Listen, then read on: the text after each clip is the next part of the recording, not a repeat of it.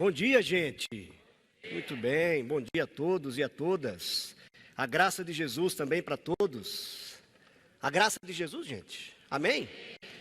Para todos os que também nos assistem pela internet nesse momento, a graça de Jesus para você. E nesse momento, exatamente nesse culto, nós iniciamos uma nova série de mensagens que irá culminar com o grande culto de Natal. Então nós vamos preparar o nosso coração já para essa grande data, esse grande marco na história, não apenas da nossa igreja, não apenas do Brasil, mas do Ocidente como um todo, que é o nascimento do nosso Salvador Jesus Cristo. Então convido você para abrir a Bíblia comigo em Lucas capítulo 2. O Evangelho de Lucas, o capítulo 2 irá nos guiar nessa manhã. Lucas capítulo 2, nós leremos a partir do versículo 25. O Evangelho de Lucas, capítulo 2, a partir do versículo 25. Se você também que nos assiste pela internet desejar ler o texto bíblico, abra conosco. Se você tem um iPad, um iPhone, enfim, uma Bíblia eletrônica, acompanhe conosco também a leitura do texto bíblico. Diz assim a palavra do Senhor, Lucas 2, 25. Havia em Jerusalém um homem chamado Simeão, que era justo e piedoso, e que esperava a consolação de Israel. E o Espírito Santo estava sobre ele. Fora-lhe revelado pelo Espírito Santo que ele não morreria antes de ver o Cristo do Senhor. Movido pelo Espírito, ele foi ao templo. Quando os pais trouxeram o menino Jesus para lhe fazerem o que requeria o costume da lei, Simeão o tomou nos braços e louvou a Deus, dizendo, preste atenção agora, ó soberano, como prometeste, agora podes despedir em paz o teu servo, pois os meus olhos já viram a tua salvação, que preparaste à vista de todos os povos, luz para a revelação aos gentios e para a glória de Israel, teu povo. O versículo 33 diz, o pai e a mãe do menino estavam admirados com o que fora dito a respeito dele. E Simeão os abençoou e disse a Maria, mãe de Jesus, este menino está destinado a causar a queda e o soerguimento de muitos em Israel, e a ser um sinal de contradição, de modo que o pensamento de muitos corações será revelado. Quanto a você, uma espada atravessará a sua alma. Vamos orar mais uma vez? Baixa a sua cabeça, fecha os seus olhos. Vamos pedir a Deus uma palavra especial de sua parte para todos nós. Vamos pedir a Deus que Ele tenha misericórdia de nós, que Ele se compadeça de nós e que Ele se revele de maneira singular, de maneira especial nessa manhã, de modo que possamos sair daqui cheios do Senhor, cheios do seu Espírito, renovados, desafiados, consolados, inquietos. Senhor Deus, no nome de Jesus, tenha misericórdia de nós, Senhor. Eis-nos aqui o teu povo, para ouvirmos a tua voz, a voz que vem diretamente da Escritura Sagrada, no poder do Espírito Santo. Nós pedimos então, Senhor, ao começar a preparar o nosso coração para esse ritual, para essa data marcante que é o Natal, que o Senhor nos permita, Senhor, termos o coração aquecido pelo Espírito Santo, termos o coração aquecido pelo Senhor, de tal modo que esse Natal seja um Natal diferente, um Natal ímpar, um Natal diferente, singular em nossas vidas. Que seja assim. Fale conosco, Senhor. No nome de Jesus é que nós oramos humildemente. Amém e amém. Uma das palavras de ordem da Escritura Sagrada é a esperança. A esperança talvez seja uma das palavras mais importantes para definirem o plano de Deus para nós, para o seu povo, para a humanidade de uma forma geral. Então, esperar em Deus é uma das principais prerrogativas de qualquer discípulo ou discípula de Jesus Cristo. Então, esperança é uma palavra de ordem da Escritura Sagrada. E nós estamos aqui diante de alguém que esperou no Senhor.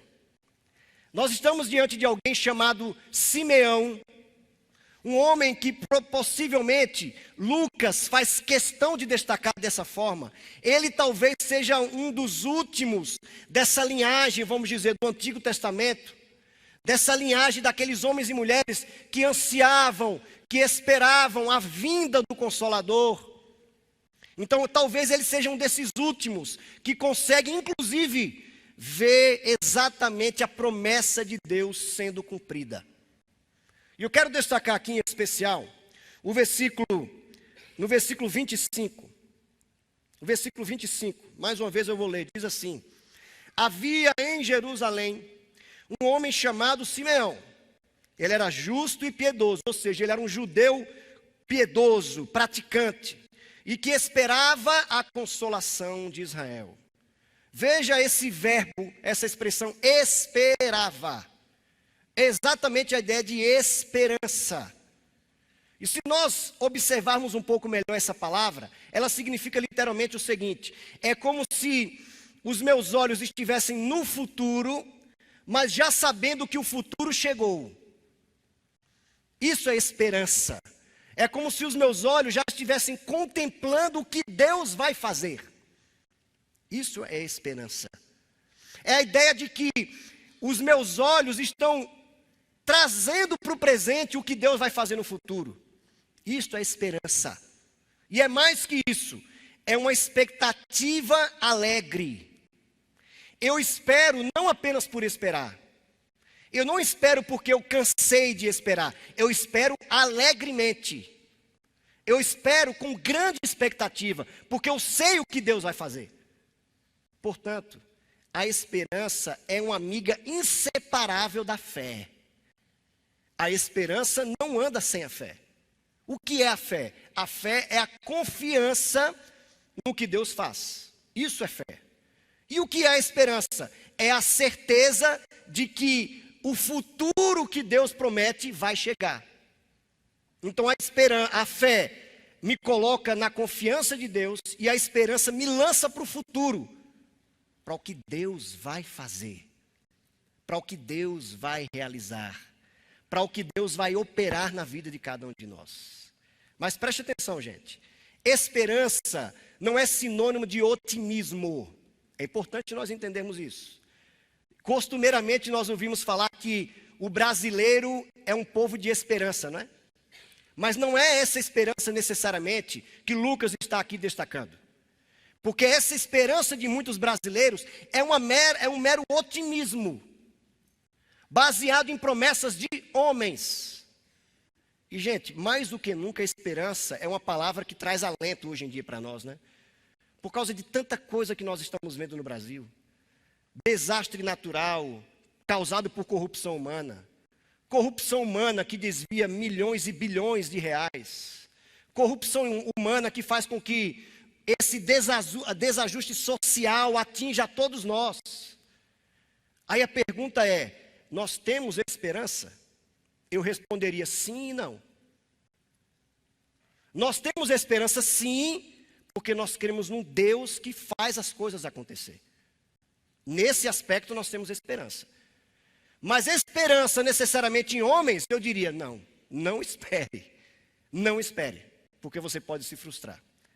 Então a esperança, de acordo com a Escritura Sagrada, de acordo com a visão judaico-cristã, a esperança depende do que Deus está fazendo. Isso sim é esperança. Então Simeão aguardava com grande expectativa, com alegria no coração, o futuro que Deus já estava realizando. O futuro que Deus estava articulando e que estava ali acontecendo naquele momento na frente dele. Isso é esperança. Então Simeão, ele orava, ele aguardava com grande expectativa um dia que concretamente, plausivelmente, a esperança de Israel, a consolação do povo de Deus chegaria. E a Escritura Sagrada diz que ele realizou seu grande sonho. Jesus estava ali nascendo. E ele vai ao templo, então, imbuído pelo Espírito Santo. E esse elemento aqui no texto ele é importantíssimo. Ele, então, movido pelo Espírito, vai até o templo para tomar o menino Jesus nas mãos, diante de todos, não apenas dos pais de Jesus, mas diante de todos. Ele louva a Deus pelo que Deus estava fazendo. A esperança estava sendo concretizada. Mas perceba aqui a presença do Espírito Santo. A presença do Espírito Santo em Simeão, gente, olha bem, era a garantia de que Simeão, de fato, iria esperar em Deus com grande expectativa. Ele não desistiria por causa do Espírito Santo. É por isso que é tão importante nós estarmos cheios do Espírito Santo. Porque é exatamente o Espírito Santo que nos faz não olhar para trás, não desistir, não desfalecermos, não olharmos para trás, não jogarmos tudo para cima e dizer, não vale mais a pena esperar no Senhor, porque Ele esqueceu de mim. É o Espírito Santo que alimenta a esperança, a expectativa, essa grande alegria de esperar no Senhor. É o Espírito Santo. E eu quero destacar aqui, por causa dessa expectativa de Simeão, ele conseguiu suportar 3 acontecimentos na sua vida. Preste atenção. Por causa da expectativa confiante, dessa alegria que tomava conta do coração dele, apesar das circunstâncias, Simeão conseguiu suportar 3 eventos, 3 momentos na sua vida. O primeiro deles, Simeão suportou a humilhação. Mas qual humilhação é essa? O próprio texto nos diz aqui que Simeão esperava o dia que o Consolador libertasse Israel. Mas libertasse de quê? Libertasse do jugo romano, da humilhação que Roma impôs sobre o povo de Deus. E esse sentido aqui de humilhação, gente, ela é importante para cada um de nós. Porque vira e mexe, de alguma forma, nós humilhamos ou nós somos humilhados por alguém. E uma das prerrogativas da humilhação é o seguinte, é nós, de alguma forma, subtrairmos a dignidade que as pessoas têm. Isso é humilhar. Então, vira e mexe, ou eu estou tentando subtrair a dignidade de alguém, ou alguém tenta subtrair a minha dignidade. Ou seja, a humilhação faz com que nós sejamos menos do que nós de fato fomos criados por Deus para sermos. É isso que a humilhação tenta fazer. E não se engane, às vezes a humilhação está se articulando nos espaços onde os nossos relacionamentos são mais íntimos, mais próximos. Em casa, no ambiente de trabalho, com os amigos, no casamento, no relacionamento com os filhos. Então, vira e mexe, nós estamos diante de situações como essas, de aviltamento, de humilhação, de tentativa de subtraírem, de diminuírem de alguma forma a nossa dignidade como seres humanos. Então, gente, eu acredito no seguinte: Simeão, apesar de nós estarmos aqui no início da vida de Jesus, mas para lermos a palavra de Deus, nós temos que entendê-la como um todo. Como um todo. E o resultado direto aqui da vida com Jesus, o resultado direto de ser discípulo de Jesus é ser reconhecido como filho de Deus. É ou não é? É filho de Deus. Talvez seja uma das grandes notícias do Evangelho. Se nós crermos em Cristo como Salvador, nós seremos chamados filhos de Deus. E eu diria para nós o seguinte: o principal fundamento da nossa identidade, de nós entendermos quem nós somos, é entendermos, compreendermos que somos filhos de Deus. Romanos capítulo 8 traz um texto para mim fundamental, importantíssimo. Romanos 8 nos diz que o Espírito Santo de Deus está dentro de nós, gemendo constantemente e falando no nosso ouvido que nós somos filhos de Deus. Então o próprio Espírito nos ensina a chamarmos Deus de paizinho. Ele clama dentro de nós, Abba Pai. Abba Pai. Isso pode parecer, quando nós lermos o Evangelho, quando nós lemos a palavra de Deus, pode parecer uma informação supérflua. Mais uma informação da Bíblia, mas não é, gente. Não é. Porque quando nós estivermos diante da humilhação, o que vai determinar nós não sucumbirmos na humilhação é nós entendermos quem nós somos. Preste atenção nisso.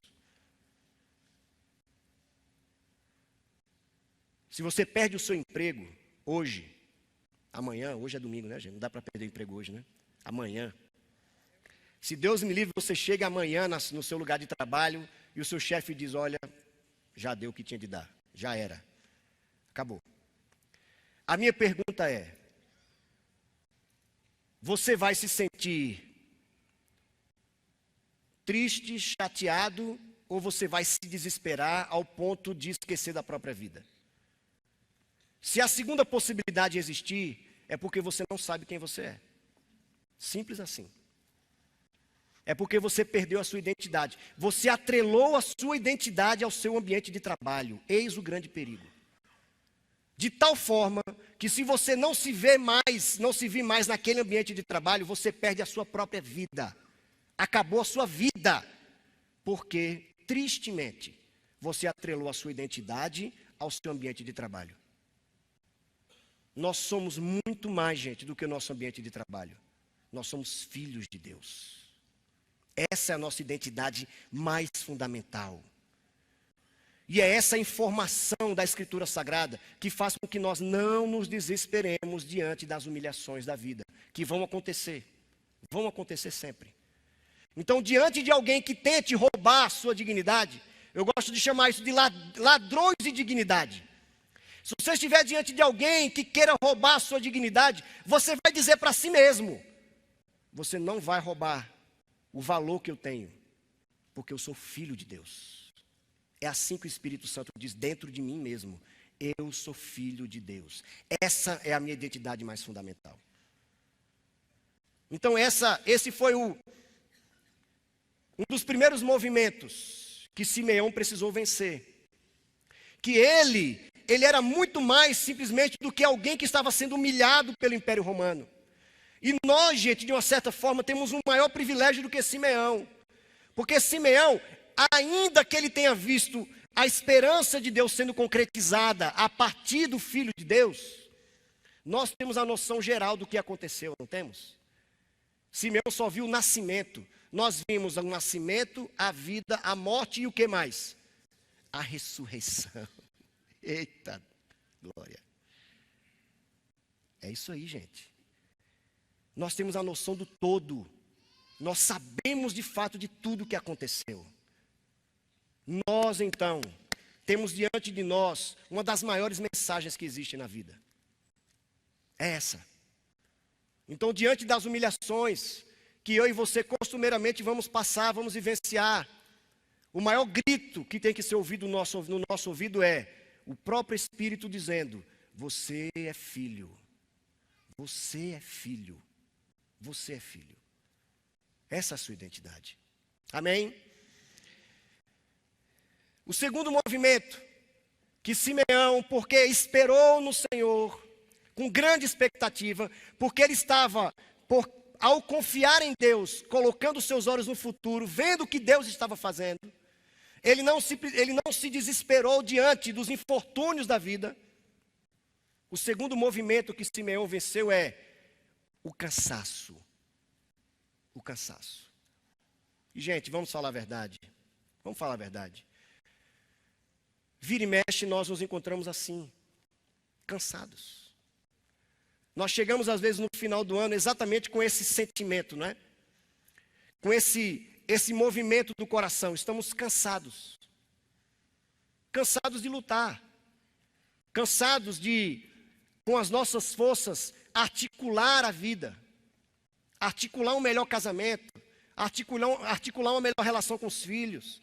Articular uma promoção no ambiente de trabalho. Enfim, nós estamos lutando.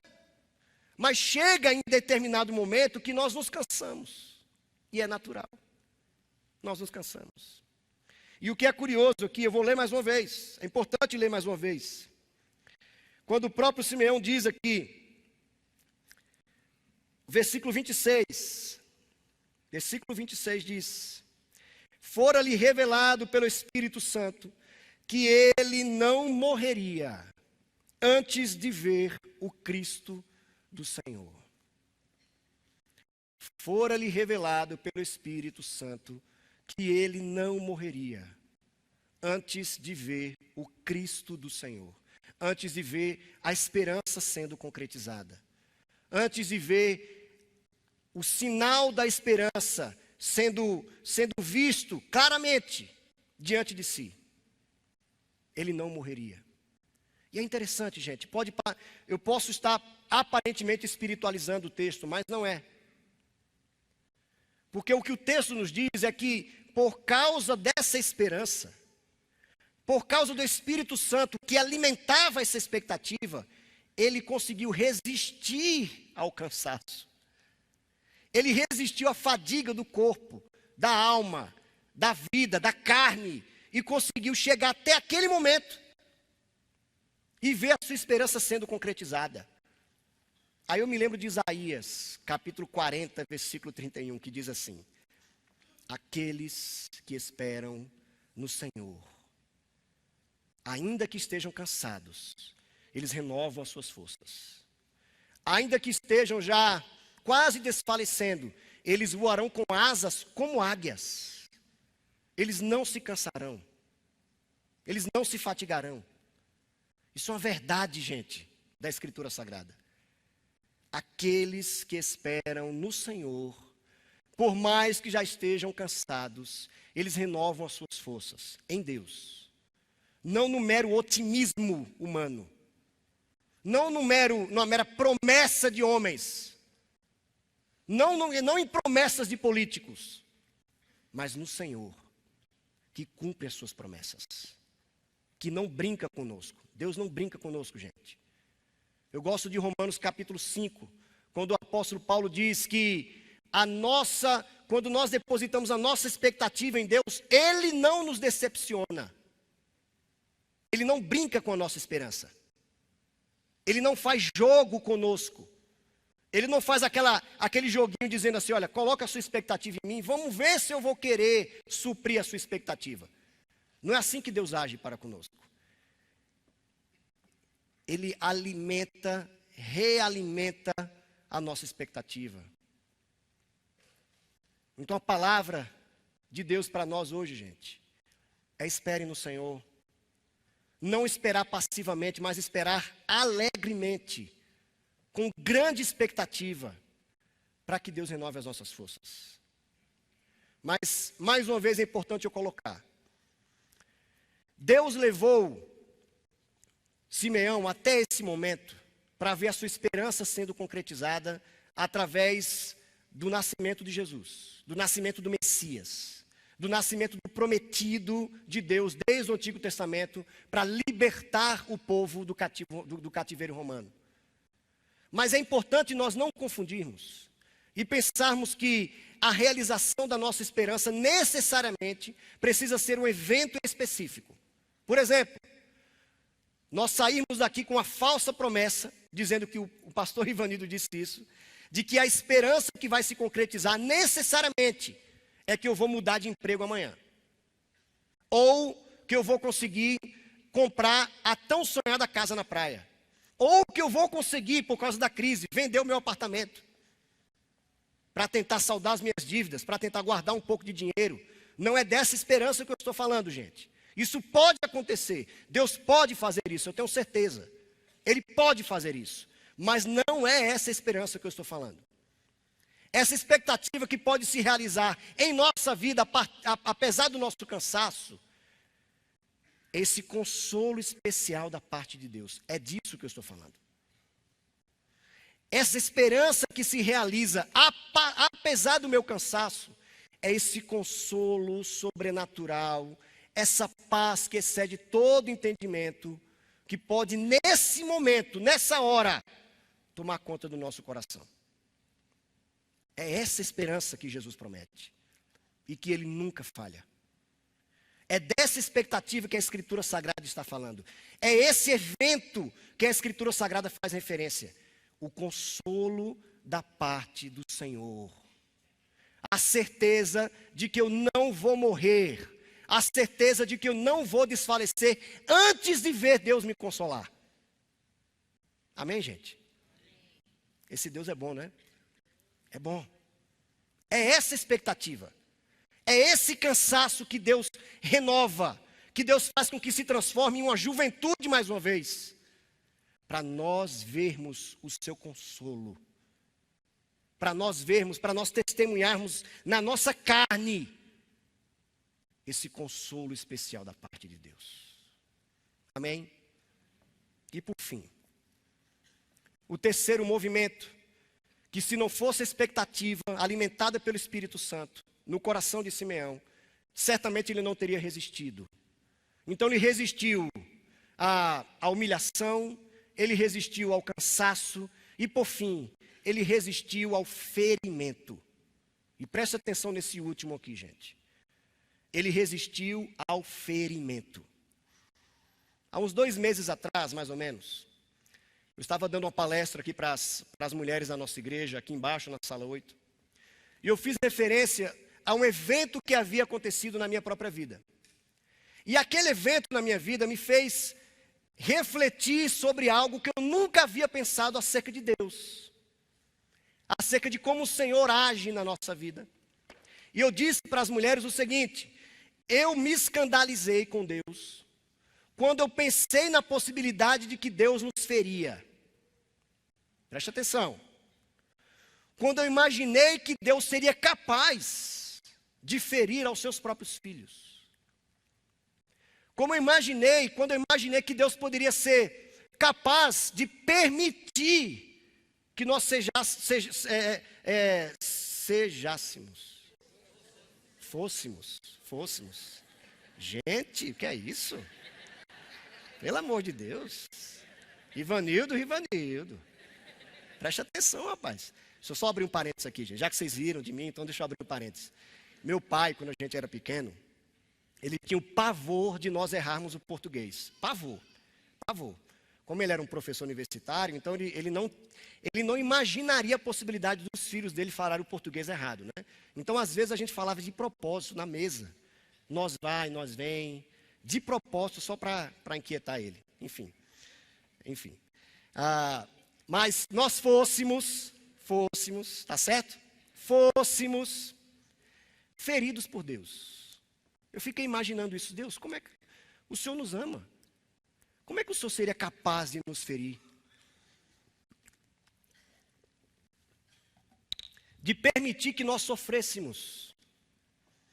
Mas eu cheguei a uma conclusão, lendo as Escrituras, lendo o profeta Ezequiel, lendo a Bíblia como um todo, e vendo em especial a vida do próprio Jesus. E eu cheguei à conclusão que, de fato, Deus nos fere. Mas Ele tem uma razão. Ele não nos fere na perspectiva dos homens. Ele não nos fere da maneira como o ser humano nos fere. Porque muitas vezes o ser humano fere um ao outro por vingança, por maldade, porque quer humilhar, porque quer roubar a dignidade do outro. É por isso que um fere ao outro. Mas Deus não nos fere nessa perspectiva. Ele nos fere hoje para amanhã nos curar. É isso que Ele faz. É isso. E existe uma profecia que Simeão colocou para Maria. Através do Espírito Santo, depois então de louvar a Deus, vou ler mais uma vez o versículo 29, porque ele é tremendo. Simeão então coloca esse cântico diante do Senhor, profere esse cântico para Deus. Ó soberano, como prometeste, agora podes despedir em paz o teu servo, pois os meus olhos já viram a tua salvação, que preparaste à vista de todos os povos, luz para a revelação aos gentios e para a glória de Israel, teu povo. Quando José e Maria e os outros que estavam ali ouviram isso de Simeão, disseram: como esse homem aprendeu isso? Ou de onde ele ouviu falar isso? Porque até então Maria imaginava que apenas ela saberia que o seu próprio filho seria o salvador do mundo. Só ela saberia disso, porque o anjo aparentemente revelara apenas a ela. Mas o Espírito Santo de Deus estava em Simeão e revelou tudo isso para ele. Mas ao mesmo tempo, ele profere talvez uma notícia um pouco ruim, um pouco triste para Maria. Quando ele diz aqui, no versículo 35, de modo que o pensamento de muitos corações será revelado. Quanto a você, ou seja, Maria, uma espada atravessará a sua alma. Então imagine aqui um misto de alegria e tristeza ao mesmo tempo. Um misto aqui de surpresa por ver que outras pessoas ouviram o que Deus estava fazendo por meio de Jesus, mas também uma expectativa de abandono lá na frente, de ferimento da alma. O meu próprio filho será traspassado, será crucificado, sofrerá. Aí nós entendemos aqui melhor o que Isaías 53 diz, né? Na verdade, o que praticamente todo o livro de Isaías vai dizer, que Jesus é um homem de dores, que Jesus será um homem traspassado, um homem humilhado, um homem que precisará passar pelo vale da sombra da morte, para alcançar a vitória que o Pai prometera, não apenas a ele, mas a toda a humanidade, a partir do que ele iria fazer. Mas perceba o que essa mãe estava aqui agora vivenciando. Ela iria ser ferida, gente. Uma espada iria traspassar sua alma. Uma espada iria traspassar sua alma. E eu sinto dizer para cada um de nós, gente, não se escandalizem com o que eu vou dizer, mas muitas vezes Deus precisará nos ferir. Trazendo para nós aqui agora, para a nossa vida. Por que Deus muitas vezes vai precisar nos ferir? Porque quando Ele quer falar conosco, nós não estamos ouvindo. Porque quando Ele está se comunicando conosco, nós não estamos sensíveis ao ponto de ouvi-lo. E como Ele nos ama com esse amor arrebatador, esse amor paterno, esse amor eterno, Ele vai precisar às vezes puxar a nossa orelha. Ele vai precisar nos ferir, para que nós voltemos os nossos olhos para Ele. Para aí sim sermos curados. É isso que Deus vai fazer muitas vezes, gente. Vai doer, mas Ele vai precisar fazer isso. Eu imagino aqui então, nas encruzilhadas, nas bifurcações da vida, Deus nos chamando pelo nome e dizendo assim, diante dessa situação, o que é que você vai escolher? Isso é o discipulado de Jesus, gente. Discipulado de Jesus é isso. Quando nós estamos diante das situações mais difíceis da vida, Jesus vai nos perguntar, e aí, o que é que você vai fazer? Você vai continuar me seguindo dentro desse espaço de uma decisão ética difícil? Ou você vai dar ouvidos ao seu próprio coração? O que é que você vai fazer? Isso é o discipulado.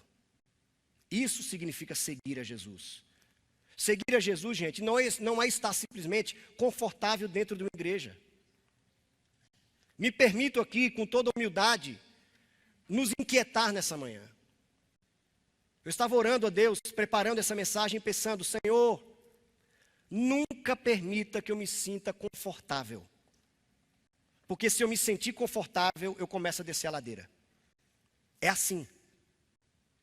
Não me permita, Senhor, achar que já está tudo bem, que eu já cheguei num patamar espiritual legal. Não me permita pensar assim, porque eu vou começar a descer a ladeira. Eu não posso, nesse aspecto, me sentir confortável. Não posso, gente. E o que Deus falou para mim, eu quero falar para vocês também. Não se sintam confortáveis. Deixe Jesus falar com você nos momentos mais difíceis da vida, porque são nesses momentos que nós nos provamos como discípulos de Jesus. Porque é a pergunta que Jesus faz a cada um de nós. Nesses momentos difíceis, você vai continuar me seguindo? Você vai continuar tomando a sua cruz e indo após mim? Ou você vai escolher o que é melhor para o seu coração?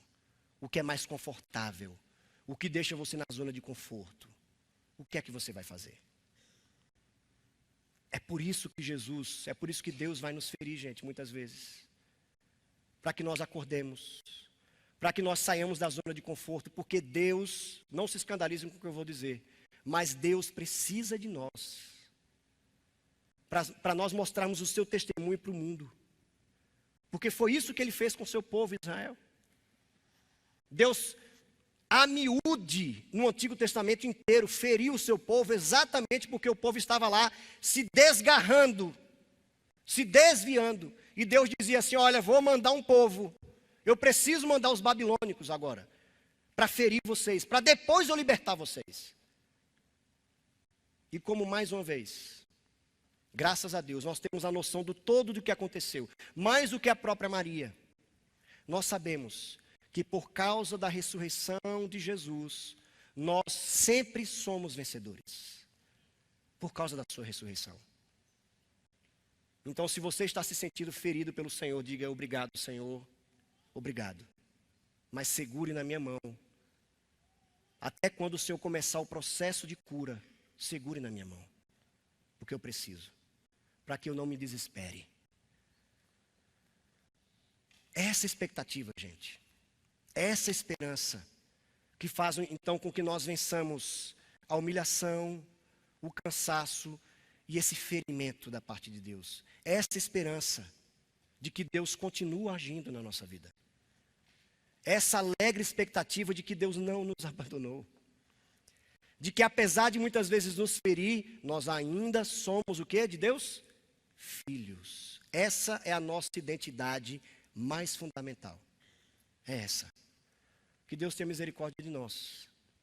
E se eu tivesse uma oração para cada um de nós essa manhã, seria a seguinte: Senhor, da mesma forma que o Senhor colocou um cântico novo no coração de Simeão, ao ponto dele proferi-lo, cantá-lo, expressá-lo publicamente no templo, a minha oração é: Senhor, que possamos sair daqui essa manhã com um cântico novo também.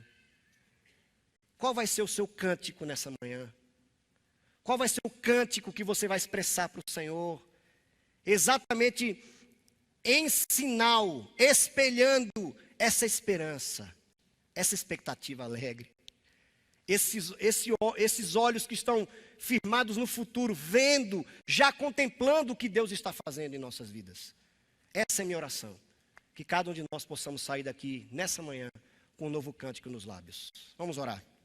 Baixe a sua cabeça, feche os seus olhos. Senhor, que seja assim. Obrigado, Senhor. Obrigado porque podemos esperar no Senhor. Obrigado porque o Senhor não nos decepciona.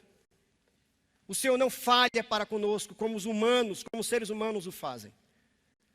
Obrigado que possamos sair daqui cheios do Senhor, com um novo cântico nos lábios, expressando essa esperança que há no Senhor.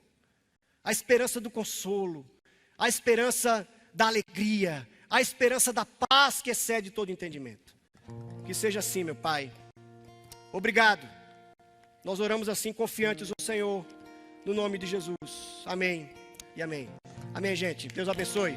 Amém.